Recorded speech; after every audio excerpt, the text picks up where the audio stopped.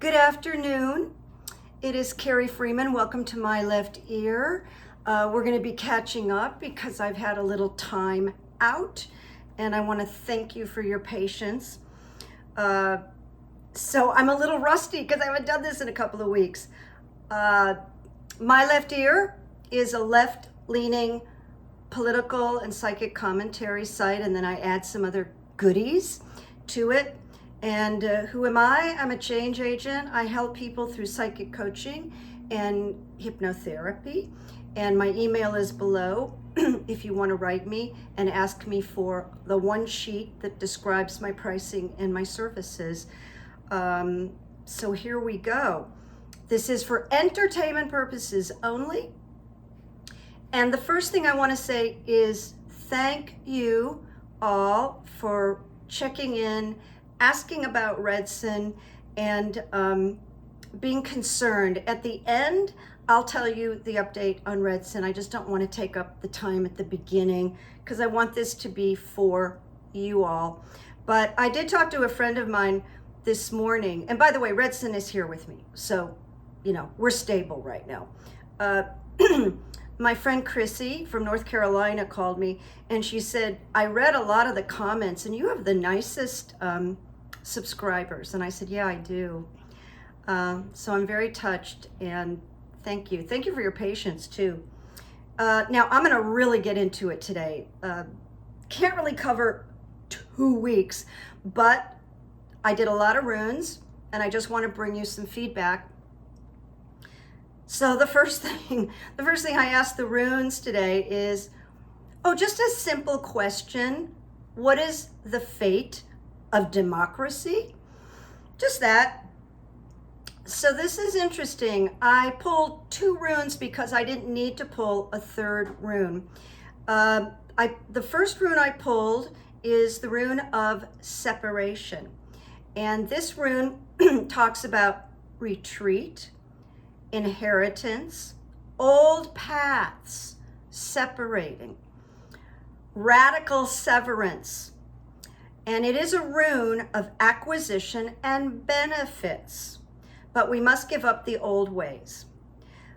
The second rune I pulled is wonderful.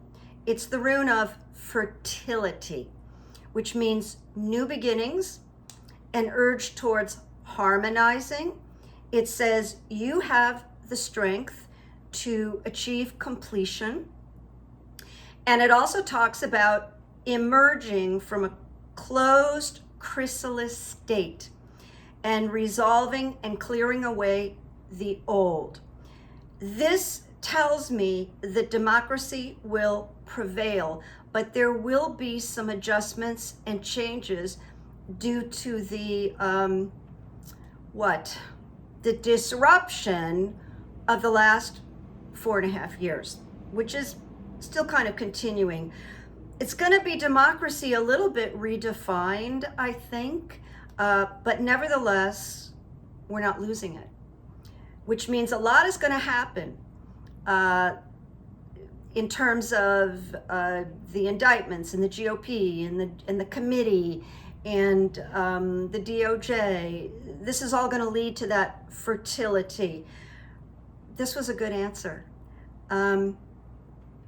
I asked about the governor's race in Virginia because it is vitally important. Virginia is such an important state.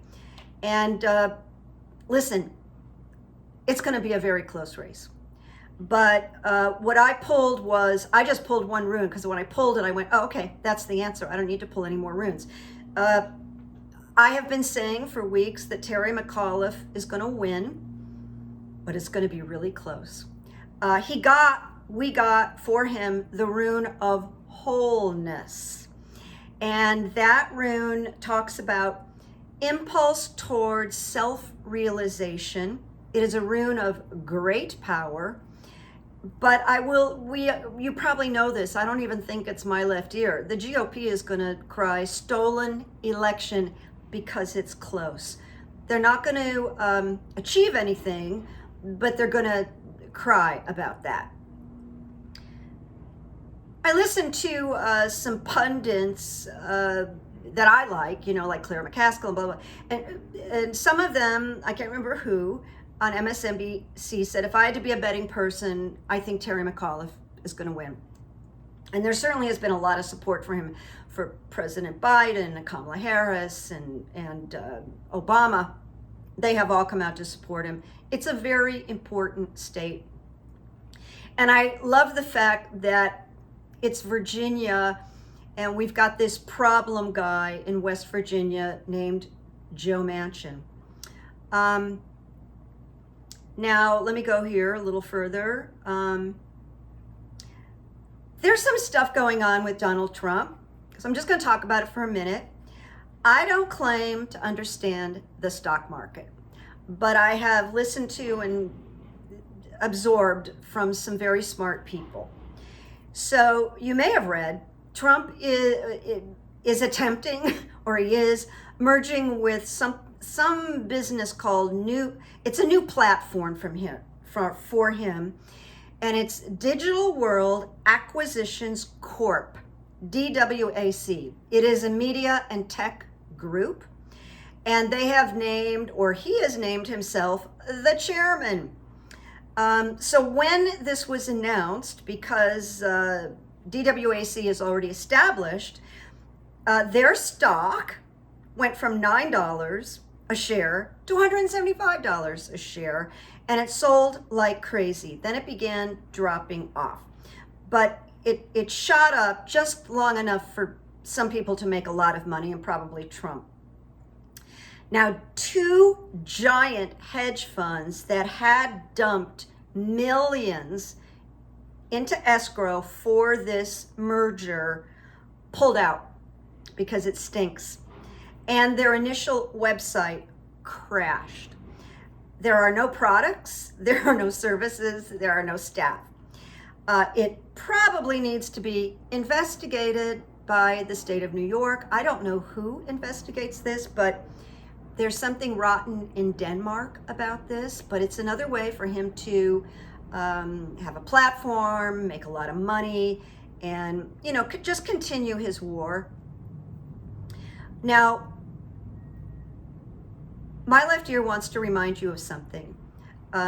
If you're worried about what's going to happen with Donald Trump and is he going to get away with everything, I want to remind you of something, because it's such a good reminder.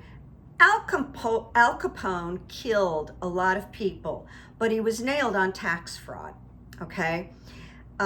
So we've got Georgia, the interference with the election, the obstruction.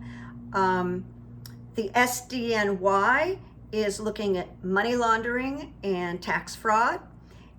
And then there is the January 6th charges. This is all going on. My left ear thinks that Georgia or SDNY are going to indict him first. The January 6th thing is I don't think is going to come before. And of course, we're banking on the DOJ, and the DOJ is a big mystery at the moment. So I asked the runes, will 45 be indicted before January of 2022? And that would include Georgia, SDNY, or January 6th, all or one of them, and I think it'll be one of them to start. So the runes, I got Joy. I didn't hold up the other ones, but here it is. Joy is reversed here. But then, now Joy reversed. 45, it says you will. 45 will act from weakness, deceive himself, and create new problems. Now, the Book of Runes doesn't say Trump, but that's what I'm talking about because I'm your interpreter here. And it sounds just like Trump, doesn't it? Then we got the rune of movement, which is so good. Movement, it's like a big M. And movement talks about progress, transition, new dwellings. When I heard new dwellings, I thought about jail, but new dwellings, and facing the future. So we're going to go out on a limb and we're going to say something's going to drop for 45 before the end of December. Now, you probably all know about the Rolling Stone article that 2 ex-Trump aides have come forward to the January committee, and they're cooperating and they're naming names. So this news was really great that they just flat out named 6 Congress people that were directly involved. They have stories about them, they have detail, and those, I'm going to put my glasses on because the print is small. Those include Marjorie Taylor Greene, Mo Brooks, Lauren Boebert, Madison Cawthorn, Louis Gohmert, Paul Gosar, and Andy Biggs. My left ear tells me more to come, more names to come, and they are panicking.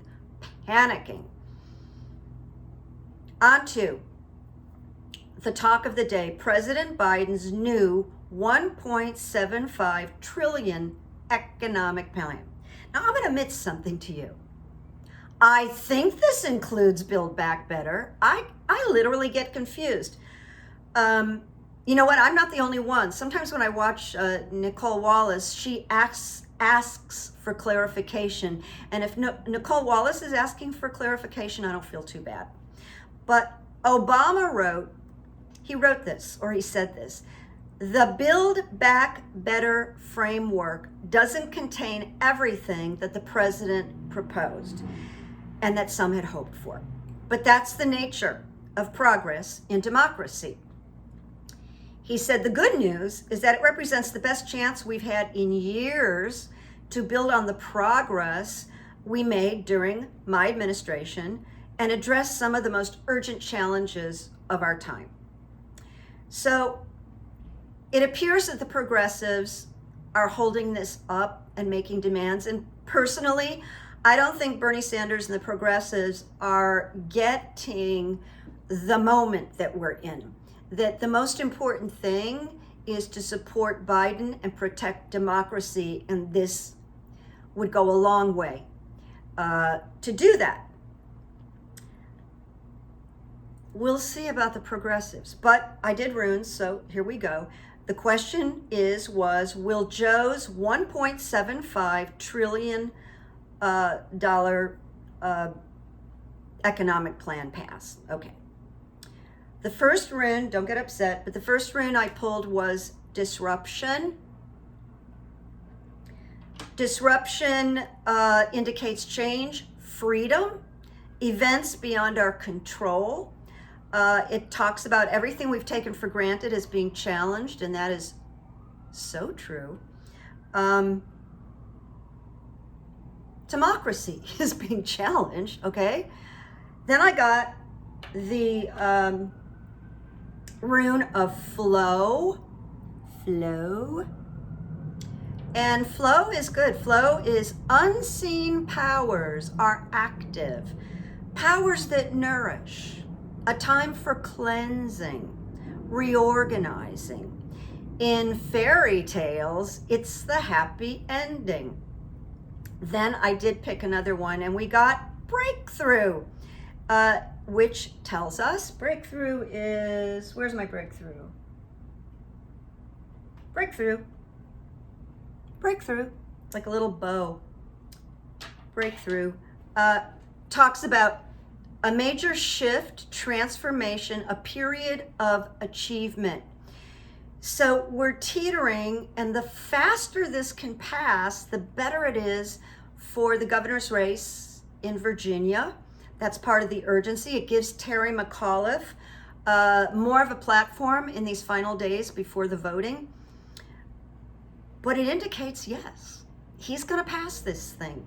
And, you know, he held off a trip to Europe, and he's been doing something that a lot of presidents, you know, haven't done, is showing up in person, meeting with people in person, inviting Joe Manchin to the White House over and over, inviting Kristen Sinema over and over. And I'm sure he's had a lot of talks with Bernie Sanders, who's, you know, I'm sorry, but he's difficult. Bernie Sanders is difficult.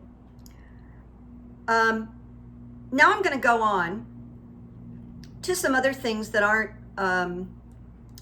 so political. I just wanted to get like those biggies in and do the runes.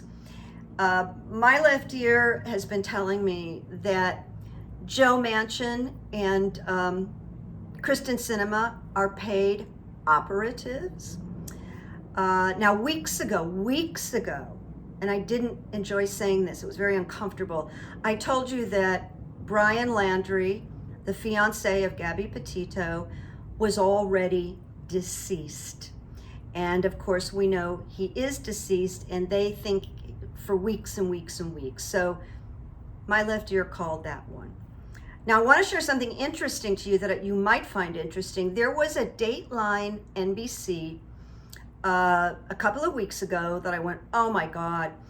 It was about a cult, not a political cult, a cult.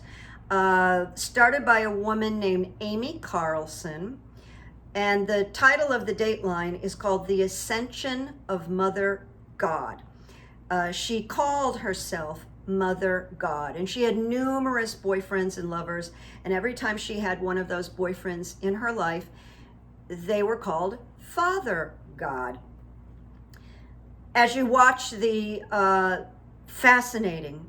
utterly fascinating episode, it is very clear to see how cult members become fanatic and delusional.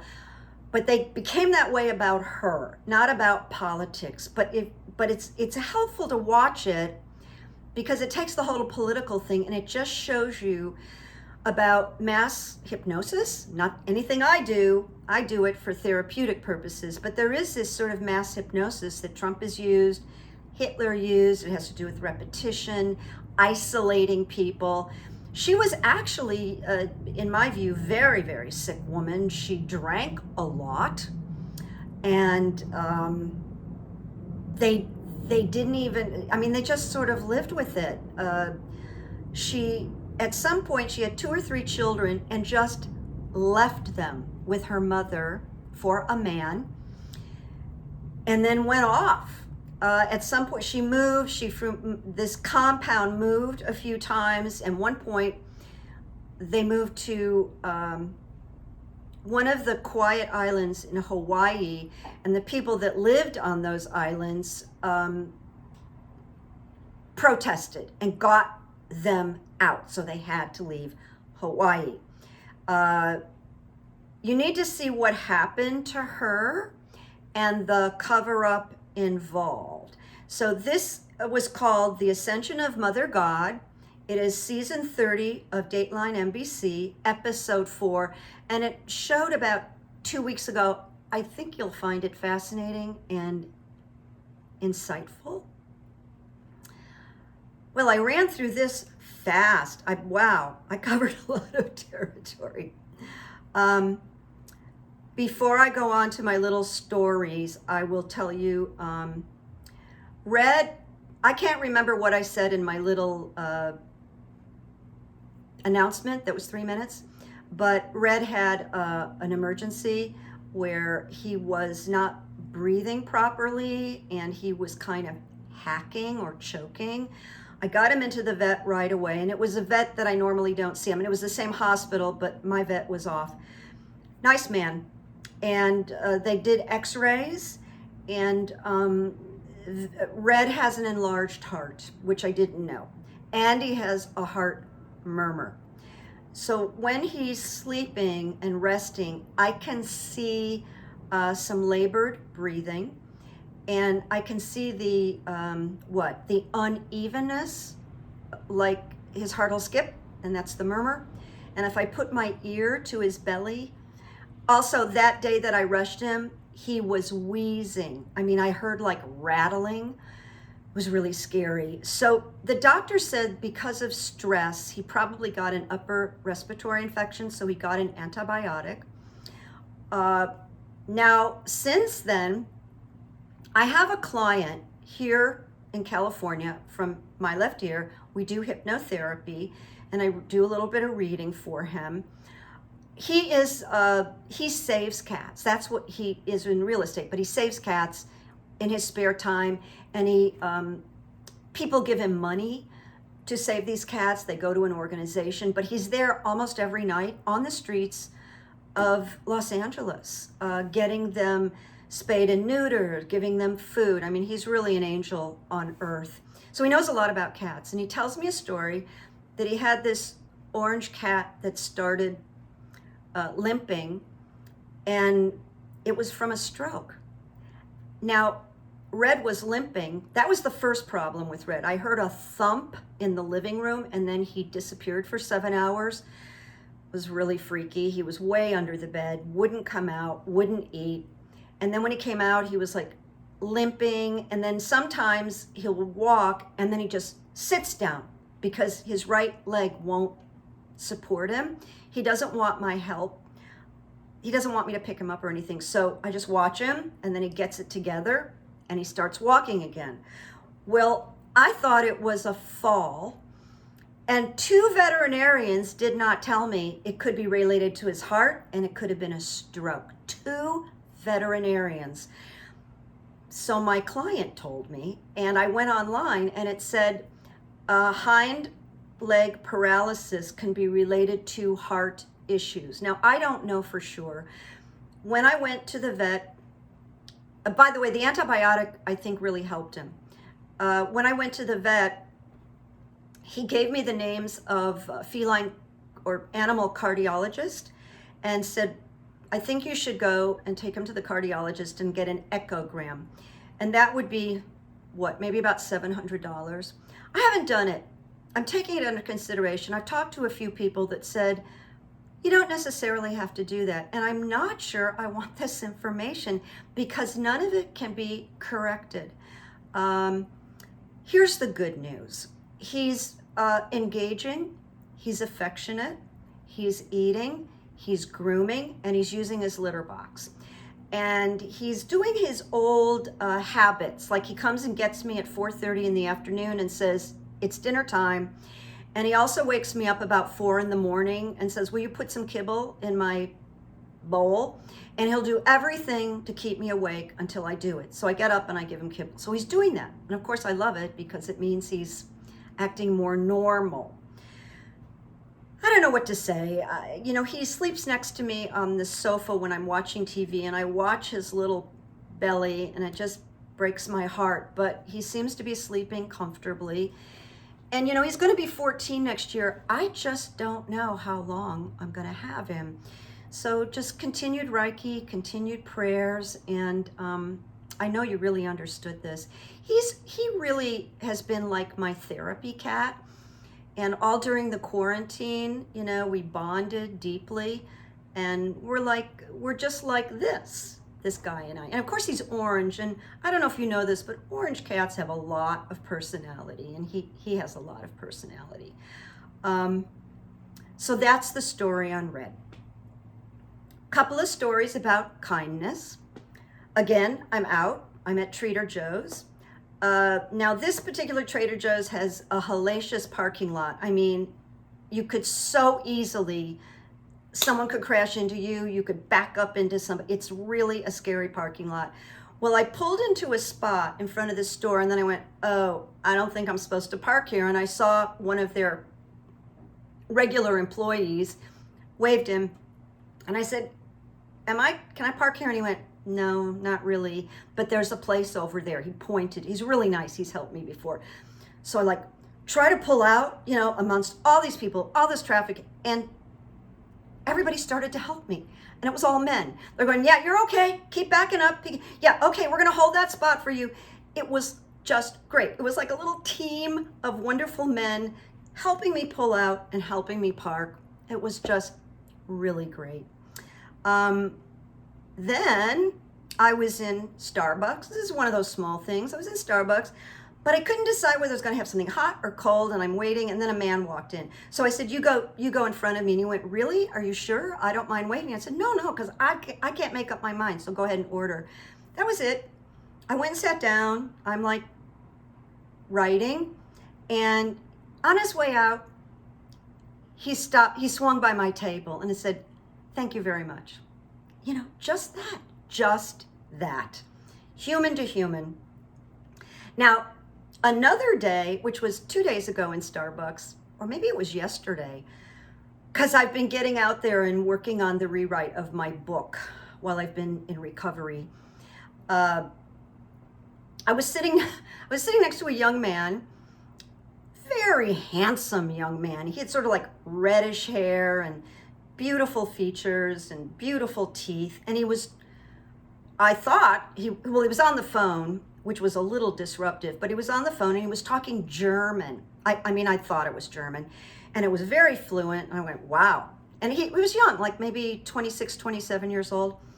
So he gets off the phone, and I'm finishing up, and I start to gather up my stuff, and I said to him, were you speaking German? And he said, yeah, I was. And I said, wow, you're really fluent. And he said, thank you. He said, I learned it because I worked for a German company.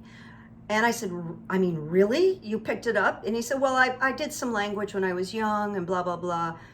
And out of the blue, my left ear said, you know, with your German, your ability to speak German so beautifully, if you were an actor, you could be cast as a Nazi with your brown eyes and your red hair. And he said, well, I am an actor and I just got cast as a Nazi.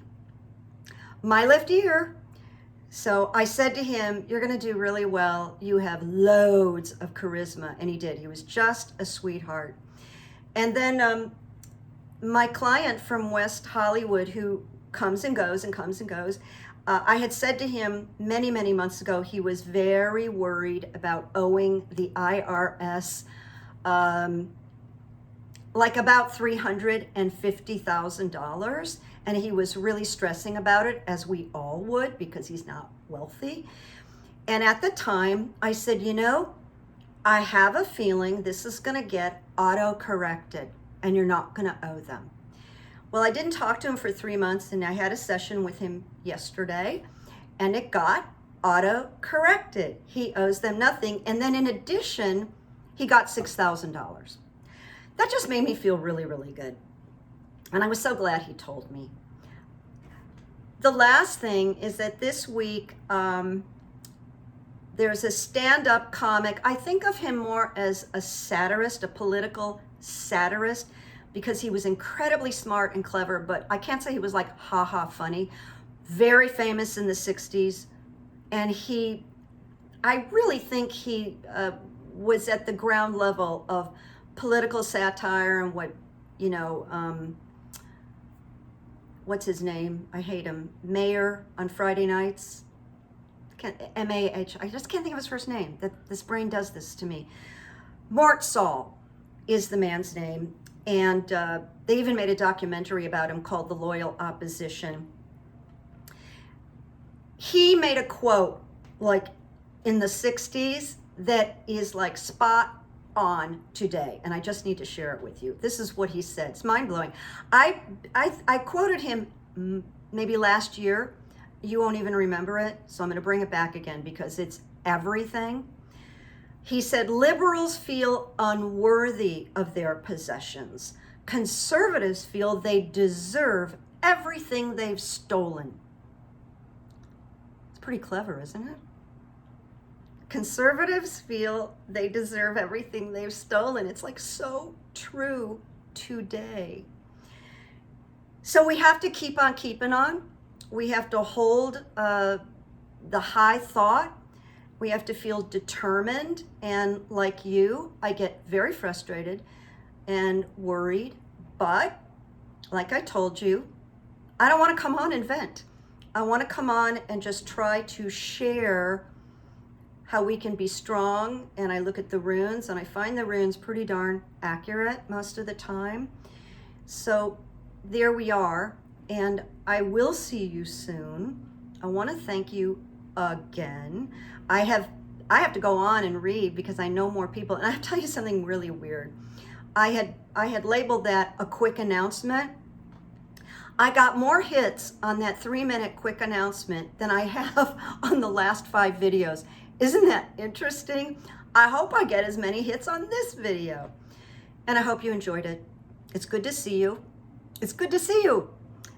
Make peace. Make memories. Bye-bye. Here we go. Bye-bye.